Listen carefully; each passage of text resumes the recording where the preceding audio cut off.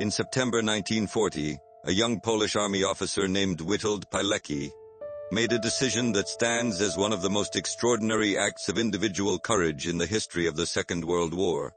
He decided to get himself arrested by the Germans and sent to Auschwitz. No, to escape from it, to infiltrate it, to document what was happening inside, to build a resistance network among the prisoners, and to smuggle intelligence reports out to the Polish underground, and through them, to the Western Allies. He did this voluntarily, with a full understanding of what the camp was, and he succeeded in ways that make his story one of the most remarkable and least known narratives of the entire conflict. Poland in September 1940 was a country that had been erased from the map, conquered in a matter of weeks by the combined forces of Nazi Germany and the Soviet Union in September 1939, partitioned between two totalitarian empires, its government in exile, its military shattered, and its population subjected to a regime of occupation that was among the most brutal in European history. The Germans had made clear from the first days of the occupation that their intention was not merely to govern Poland, but to destroy it. Polish intellectuals, priests, teachers, political leaders, and military officers were systematically targeted for arrest and elimination. The Polish nation, as a cultural and political entity, was to cease to exist. Auschwitz, in 1940, was not yet the vast extermination complex that it would later become. It was a concentration camp, established in a former Polish army barracks near the town of Auschwitz in southern Poland. And its initial purpose was to hold Polish political prisoners, the men and women whom the German occupation considered most dangerous. The systematic murder of European Jews on an industrial scale, the horror for which Auschwitz would become the most terrible symbol, had not yet begun, but the camp was already a place of extreme cruelty, of forced labor, of arbitrary violence, and of death on a scale that the outside world could barely imagine. Pilecki had served as an officer in the Polish army and had fought in the September campaign. After the defeat, he had joined the underground resistance, one of the most extensive and effective partisan movements in occupied Europe. Through the resistance's intelligence network, rumors had begun to reach the outside world about what was happening inside Auschwitz. But the information was fragmentary and unverified. The resistance needed someone inside the camp, someone who could observe, document, and report on the conditions, the structure of the camp administration, the treatment of prisoners, and the extent of the killings. Pilecki volunteered, and the 19th of September 1940, Pilecki deliberately placed himself in the path of a German roundup on a Warsaw street. He was arrested under a false identity, processed through the system, and transported to Auschwitz, arriving as prisoner number 4859. From that moment, every day of his life was a balancing act between the need to survive, which required keeping a low profile and avoiding the attention of the guards and the kapos, and the need to gather information and build a clandestine organization, which required taking risks that could result in immediate execution. Over the next 2.5 years, Pilecki accomplished both. He organized a secret network within the camp, recruiting trusted prisoners into cells that operated independently so that the discovery of one cell would not compromise the others.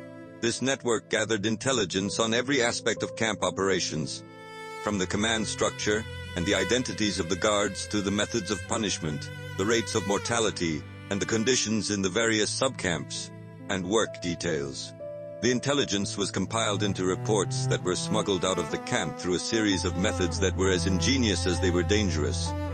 Hidden in laundry passed to civilian workers who had contact with the camp, and carried by prisoners who managed to escape. Pilecki's reports were among the first detailed accounts of Auschwitz to reach the outside world. They described the conditions in the camp with a precision and an authority that no second-hand account could match, because they were written by a man who was living through what he described. The reports reached the Polish underground in Warsaw, which forwarded them to the Polish government in exile in London, which in turn passed them to the British and American governments. The information they contained was met with a response that Pilecki found incomprehensible. Nothing happened. The Western Allies received the reports, acknowledged their contents, and took no action. The reasons for this inaction were complex. and remain a subject of intense historical debate. The logistical challenges of attacking Auschwitz from the air were real, though perhaps not insurmountable. The political considerations were tangled. The relationships between the Allied governments, the Polish government in exile, and the Soviet Union were fraught with suspicion and competing priorities. And there was, undeniably, a failure of imagination, a reluctance to believe that the reports described reality, because the reality they described was so far beyond the boundaries of what the civilized world considered possible, that acceptance required a fundamental revision of assumptions about human nature and the limits of state power. As the war progressed and Auschwitz evolved from a concentration camp into the center of the industrialized genocide of European Jews, Pilecki witnessed the transformation from the inside. He saw the construction of the gas chambers and the crematoria. He saw the arrival of the transports and the selections on the railway platform. He documented what he saw and continued to smuggle his reports out of the camp, each one more urgent and more desperate than the last.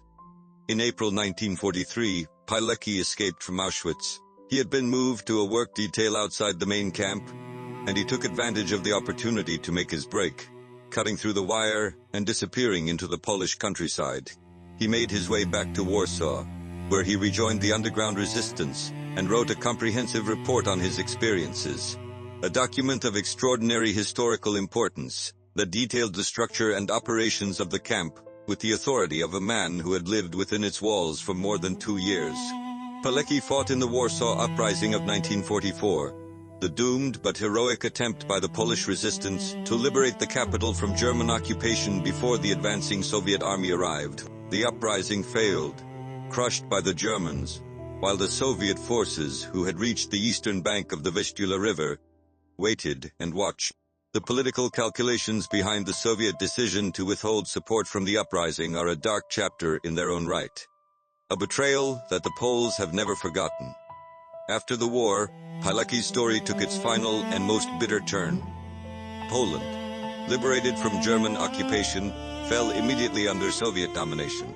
The new communist government, installed and maintained by Moscow, viewed the wartime Polish resistance, which had been loyal to the Western-aligned government in exile, as a political threat. Pilecki, whose intelligence work and underground activities made him a figure of considerable stature in resistance circles, was arrested by the Polish Communist Security Services in 1947. He was charged with espionage and with working for foreign intelligence services, accusations that were political fabrications designed to neutralize a man whose courage and moral authority were an implicit rebuke to the regime. Pilecki was subjected to interrogation and a show trial that bore no resemblance to justice.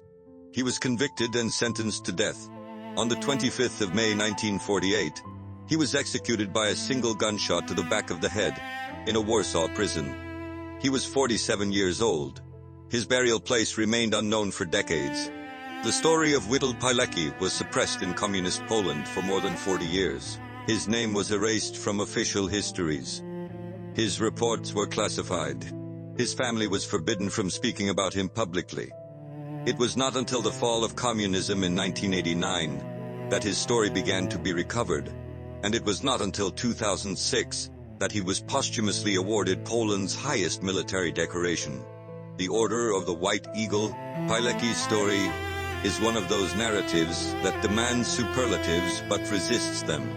To call him brave is to state the obvious, and to understate the case simultaneously.